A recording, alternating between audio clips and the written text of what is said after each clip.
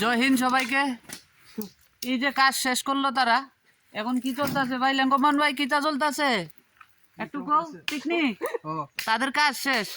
আর এইদিকে সুশীল আর সুশীলের সাথে রাহুল কি করতেছে, তারা ফেসবুকে কিভাবে ইনকাম করা যাবে এটা নিয়ে ঝগড়া করতেছে। সকাল সকাল ঝগড়া শুরু হয়ে গেছে। জাস্ট 8টা বাজে, 8টা 8:30 বাজে। আর এদিকে নবীন জয় কিতা করতেছি, ওহো পিকনিকের ব্যবস্থা করতেছি। বা এটা তাদের প্রতিদিনের আনন্দ।